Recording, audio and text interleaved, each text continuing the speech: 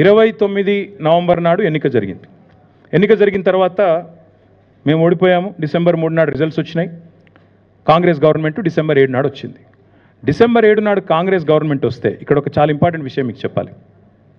ఇప్పటి వరకు రేవంత్ రెడ్డి విషయం బయట మాట్లాడతలేడు, దానకిషోర్ గారు మాట్లాడతలేరు, గవర్నమెంట్ మాట్లాడతలేదు. ఈ ప్రమోటరు, ఈ చీఫ్, ఈయన ఫౌండర్ ఆఫ్ ఫార్ములా ఈ రేవంత్ రెడ్డిని వచ్చి కలిసిండు. ఇప్పటివరకు ఇది పేపర్లో లేదు, ఎక్కడ లేదు, ఫోటో చెప్తలేదు గవర్నమెంట్. ఇది 13 డిసెంబర్, అంటే వీళ్ళు గవర్నమెంట్కి వచ్చింది 7 డిసెంబర్ అయితే 13 డిసెంబర్ నాడు ఆయన వచ్చి రేవంత్ రెడ్డిని కలిసిండు. కలిసి తర్వాత ఏం జరిగింది అంటే this is exactly on 13th December. Revanth Reddy గారు చాలా పాజిటివ్గా స్పందించారంట, అది నాకు తెలియదు, స్పందించారంట. స్పందించి నా తర్వాత కరెక్ట్గా 13 నాడు రేవంత్ రెడ్డిని కలిశారు. ఇక్కడ నుంచి ఇంపార్టెంట్ ఈవెంట్ స్టార్ట్. ఇది 19 నాడు ఎవరైతే రేవంత్ రెడ్డిని కలిసిండో ఆల్బర్టో, ఆయన co founder and chief championship officer, ఆయన కూడా ఈ దానకిషోర్ గారు కూడా ఈ మీటింగ్లో ఉన్నారు. ఆల్బర్టో రేవంత్ రెడ్డి గారిని కలిసినప్పుడు దానకిషోర్ గారు కూడా ఆ మీటింగ్లో ఉన్నారు, ఫోటోలో లేరు, మీటింగ్లో ఉన్నారు. ఇది దానకిషోర్ గారికి ఆల్బర్టో 19 డిసెంబర్ నాడు రాసిన లేఖ, ఈమెయిల్. ఏం రాశారంటే, dear mister Danakishore, I trust this letter finds you well. On behalf of Formula E operations మీకు కంగ్రాచులేషన్స్, ఇప్పుడు కొత్తగా మీరు ప్రిన్సిపల్ సెక్రటరీ అయ్యారు అని చెప్తూ, we are writing to you with great enthusiasm regarding our ongoing partnership and agreement in place for hosting Formula E race in the city of Hyderabad for the next 3 years. వచ్చే 3 సంవత్సరాల కోసం కూడా formula E race ఇక్కడ నిర్వహించాలనే తాపత్రయంతో నేను మీకు రాస్తున్నాను. We value the collaborative spirit that has defined our relationship thus far and look forward to building on the lasting positive impact which 2023 Hyderabad E Prix has created.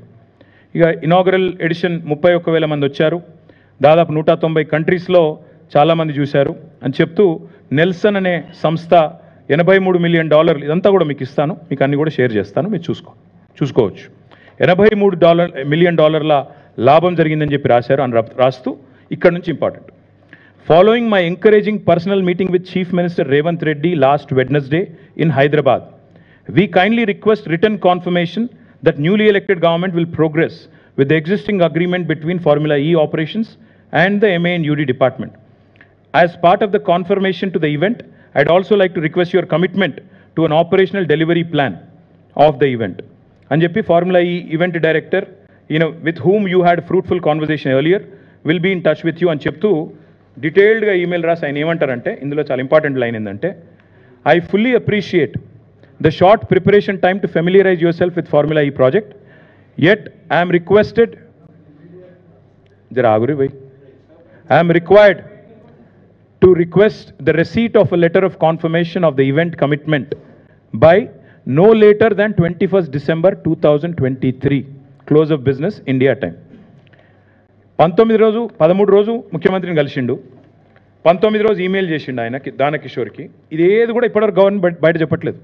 Government ఎట్లా చెప్తుందంటే అసలు ఏం జరగనే లేదు, ఉత్తరం అయిపోయింది, ఏదో దోపిడీ జరిపింది అన్నట్టు మాట్లాడుతున్నారు. 19 రోజు ఉత్తరం రాశారు, రాసి క్లియర్గా అడిగినారు, ఇది మీరు మరి చేస్తారా రేసు, మీరు ఎంకరేజింగ్ ఉండే రేవంత్ రెడ్డి గారితో మీటింగు, కానీ మరి చేస్తారా లేదా మరి చెప్పగలరు, 21 డిసెంబర్ ఈవినింగ్ కల్లా చెప్పాలి మీరు, ఎందుకంటే లేకపోతే మాకుండే రూల్స్ మాకున్నాయి, మాకుండే ఇబ్బందులు మాకున్నాయి అని చెప్పారు. చెప్పిన తర్వాత దానకిషోర్ గారు మరి సమాధానం ఇచ్చారో లేదో నాకు తెలియదు. This is the letter again by the legal director of Formula E on 22nd December. 21st కల్లా చెప్పమన్నారు, వీళ్ళు చెప్పినో లేదో నాకు తెలియదు.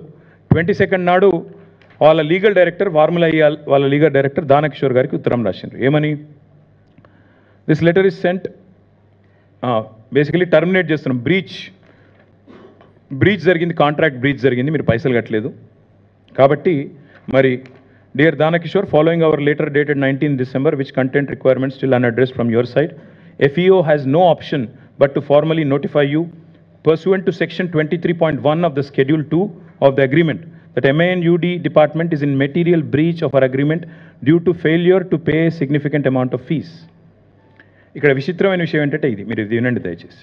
ఇక్కడ ఏం చెప్పారంటే, ఆయన అగ్రిమెంట్ మీరు ఫెయిల్ అయ్యారు, బ్రీచ్ చేశారు అని చెప్తూ, మీరు థర్డ్ ఇన్స్టాల్మెంట్ కట్టలేదు అంటే మొదటి 2 ఇన్స్టాల్మెంట్లు ఏదైతే మనం పంపామో 5 అక్టోబర్ 11 అక్టోబర్ ఇందాక నేను చెప్పిన 55 కోట్లు అవి ముట్టినాయి. ఆ పైసలు మా దగ్గరికి వచ్చినాయి. కానీ థర్డ్ ఇన్స్టాల్మెంట్ మీరు కట్టలేదు. కాబట్టి ఇక్కడ మేము విధి లేని పరిస్థితుల్లో FE is entitled to terminate the agreement effective immediately. We ask you to remedy the above breach by no later than close of business 26 December 2023. ఇంకో 4 రోజులు సమయం ఇస్తున్నాము, మీరు చేయగలిగితే చేయండి, సాల్వేజ్ చేయండి అని చెప్పారు. కానీ వీళ్ళు చేయలేదు. ఇక్కడ ఇంపార్టెంట్ పాయింట్ ఏంటంటే చాలా స్పష్టంగా వాళ్ళు రాసింది, లీగల్ డైరెక్టర్ రాసిన లెటర్ ఇది దానకిషోర్కి. 2 ఇన్స్టాల్మెంట్లు ముట్టినాయి పైసలు, 3వ ఇన్స్టాల్మెంట్ పైసలు మీరు కడతలేరు కాబట్టి బ్రీచ్ చేస్తున్నారు. అంటే 55 కోట్లు ఇటు పోయినాయి అటు పోయినాయి, అందులోకెళ్ళి వీళ్ళు తీసుకున్నారు, ఇన్లేలు పెట్టినారు ఆన్లైన్ పెట్టిన అనేది సన్నాస్ మాటలు మాట్లాడుతున్నారో అంతా ఫాల్తూ మాటలు, లత్కోర్ మాటలని స్పష్టంగా ఫార్ములా ఈ వల్ల లీగల్ డైరెక్టరు మన సెక్రటరీ గారికి, మన MANUD సెక్రటరీ గారికి పంపిన లేఖ. ఇక దాంతోపాటు ఇక్కడ ఇంపార్టెంట్ పాయింట్ ఏంటంటే ఇక్కడ మనకి ఇది ఇంకా ఇంపార్టెంట్. ఇందాక నేను చెప్పాను మీకు BCCI, ICC, అట్లాగే ఇక్కడ కూడా FMSCI, FIA అని ఉంటాయి. వీళ్ళకి డబ్బులు కట్టడంతో పాటు ICCకి BCCIకి కూడా ఏదైనా ఈవెంట్ అప్పుడు ఎట్లయితే ఇప్పుడు IPL వాళ్ళు కూడా BCCIకి డబ్బులు కట్టాలి, అట్లాగే ఫార్ములా ఈ రేస్ ఇక్కడ అవుతున్నప్పుడు మనం కూడా వీళ్ళు కూడా వాళ్ళకి డబ్బులు కట్టాలి. FMSCIకి FIAకి డబ్బులు కట్టాలి, కొంత లైసెన్స్ అగ్రిమెంట్ అని ఉంటుంది. దానికి ఒక 74 లక్షల రూపాయలు కట్టారు. కట్టిన తర్వాత విచిత్రం ఏంటంటే ఎప్పుడైతే రేస్ క్యాన్సిల్ అయిపోయిందో, ఇది మీరు చూడాలి, ఇది ఎప్పుడైతే రేస్ క్యాన్సిల్ అయిపోయిందో అయిపోయిన తర్వాత FIA వాళ్ళు అంటే ఫెడరేషన్ ఆఫ్ ఇంటర్నేషనల్ ఆటోమొబైల్ వాళ్ళు ఆ డబ్బులు FMSCIకి పంపించేసారు. రేస్ క్యాన్సిల్ అయింది, ఈ పైసలు మాకు అవసరం లేదు అని చెప్పి 74 లక్షల రూపాయలు లేకపోతే ఏదో మొత్తం అమౌంట్ కరెక్ట్లీ నాట్ నోన్ పంపించిగో ఆ ఈమెయిల్ ఇది FIA నుంచి FMSCIకి పైసలు పంపించేసారు వాపస్. Federation of motor sports club in ఇండియాకు పైసలు కూడా వాపస్ ఇచ్చారు. వీళ్ళు ఇప్పటికి 20 సార్లు దానకిషోర్ గారిని అడుగుతున్నారు, బాబు ఈ పైసలు వాపస్ తీసుకో, మీ డబ్బులు మీరు వాపస్ తీసుకోండి అని అడుగుతున్నారు. వీళ్ళు సమాధానం లేదు. ఎందుకు ఇదంతా ఎందుకు అంటే వీళ్ళ ఎజెండా ఒకటే, ఏదో జరిగింది. ఏం జరిగింది ఇందులో? నాకు నిజంగా బిగ్గెస్ట్ జోక్ ఎక్కడ అనిపిస్తుందంటే ACB అట, ACB కేసు అట. ఇలా కరప్షన్ ఎక్కడ ఉంది ఇప్పుడు మీరు చెప్పండి నాకు. 55 కోట్లు మనం కట్టినాం, కట్టిన డబ్బులు వాళ్ళకు ముట్టినాయని వాళ్ళు చెప్తున్నారు, లైసెన్స్ డబ్బులు వాళ్ళు వాపస్ ఇచ్చినామని వాళ్ళే చెప్తున్నారు. ఇది ఏది కూడా గవర్నమెంట్ బయట పెడతలేదు. ఇవన్నీ దాచి దొంగ కేసు పెట్టి ఏదో జరిగింది నేరం, ఏదో అన్యాయం జరిగింది అని బట్టగాల్చి మీదేసే ఒక లత్కోర్ ప్రయత్నం రేవంత్ రెడ్డి ప్రభుత్వం చేస్తున్నది. ఇది మా వాళ్ళకు తెలవాలి, ముఖ్యంగా మా తెలంగాణ ప్రజలు ఎవరైతే సోదరులు ఎవరైతే మమ్మల్ని గెలిపించినరో, ఎవరైతే ఇవాళ మమ్మల్ని ప్రధాన ప్రతిపక్షంగా కూర్చోబెట్టినరో వాళ్ళకి తెలవాలి. See, let me ask you, you guys should know this. This is a straightforward equation. HMDA account Indian overseas బ్యాంక్లో ఉంది, అందులోకి వెళ్ళి డైరెక్ట్గా డబ్బులు ట్రాన్స్ఫర్ అయినాయి, తబాదలు అయినాయి. ఇండియన్ ఓవర్సీస్ బ్యాంక్ అనేది నేషనలైజ్డ్ బ్యాంక్, అదేం ప్రైవేట్ బ్యాంక్ కాదు, చిన్న చిత్క బ్యాంక్ కాదు. వాళ్ళు ఏది చేసినా వాళ్ళు 100 ట్రాన్స్ఫర్లు చేస్తారు. RBI ఇంకో BI అన్ని BIల పర్మిషన్లు తీసుకునే చేస్తారు. డబ్బులు HMDA, మాకు HMDA యాక్ట్ ఎంపవర్స్ అస్. మున్సిపల్ అడ్మినిస్ట్రేషన్ డిపార్ట్మెంట్తో అగ్రిమెంట్ ఉండింది, డబ్బులు పంపాము, డబ్బులు ముట్టినాయని అక్కడ ఆయన చెప్తున్నాడు. తర్వాత లైసెన్స్ ఫీజు కూడా వాళ్ళు క్యాన్సిల్ అయినాక వాళ్ళు వాపస్, ఇప్పుడు ఎవరి వల్ల క్యాన్సిల్ అయిందో కనబడుతూనే ఉంది మీకు.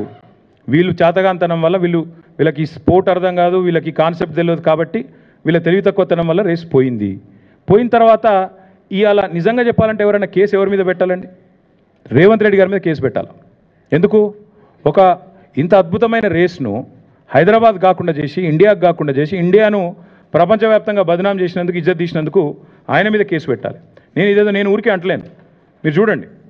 ఇగో this is report, international report again. దీని క్యాన్సిలేషన్ వల్ల ప్రపంచవ్యాప్తంగా మనకు సిగ్గు, it is a shameful thing. ఇండియాకి జరిగే నష్టం ఇది. మోటార్ స్పోర్టింగ్లో మళ్ళీ కూడా నమ్మడు వీళ్ళను, ఇట్స్ అన్ ఇండెలిబుల్ మార్క్, ఇది మంచిది కాదు వీళ్ళకి అని చెప్పి రేసర్లు, రేస్ డ్రైవర్లు వాళ్ళందరూ మాట్లాడిన మాట. నేను అనేదల్లా నాకు అర్థం కాదు. ఇంకొక మాట కూడా చెప్పాలి చివరిగా, చాలా ఇంపార్టెంట్ ఇది. సరే కేసు వీళ్ళేదో పెట్టిరియాలి, FIR పెట్టినరు. ఫార్ములా ఈవోలు కూడా ఏం చేసినారు తెలుసా? ఇక వాళ్ళు కూడా కేసు వేసినారు. ఎందుకంటే ఒరిజినల్ అగ్రిమెంట్లో ఏముంది, ఏం డిస్ప్యూట్ వచ్చినా ఆర్బిట్రేషన్ కోవాలని ఉంది. అందుకే వాళ్ళు ఏం చేసినారు, వీళ్ళు ఇంటర్నేషనల్ చేంబర్ ఆఫ్ కామర్స్ అక్కడ వాళ్ళు ఆల్రెడీ ఆర్బిట్రేషన్ కూడా ఫార్ములా ఈకి MANUD డిపార్ట్మెంట్ మధ్యన జరుగుతున్న ఈ తగాదా తెలుసండి. ఎట్లా అయితే మాంట్రియాల్కి సంబంధించి ఇందాక నేను చెప్పాను మీకు, మాంట్రియాల్ ఇది మీరు చూడండి, మాంట్రియాల్లో కూడా ఇట్లే రేస్ క్యాన్సిల్ అయింది.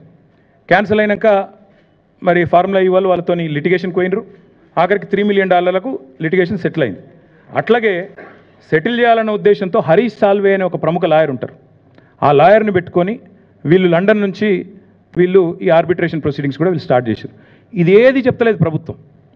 ఫార్ములా ఈ వాళ్ళు వీళ్ళ మీద కేసు పెట్టింది చెప్తలేరు, పైసలు అడుగుతుందో చెప్తలేరు, ఎందుకు రేసు పోయిందో చెప్తలేరు, ఆ పైసలు నిక్షేపంగా ఉన్నాయి, మొదటి 2 ఇన్స్టాల్మెంట్లు అక్కడనే వాళ్ళ దగ్గర ముట్టినాయి అని వాళ్ళు పంపిన రిసీట్లు చూపెడతలేరు, 3వ ఇన్స్టాల్మెంట్ మీరు కట్టలేదు కాబట్టి రేస్ క్యాన్సిల్ అవుతుందని చెప్తలేరు.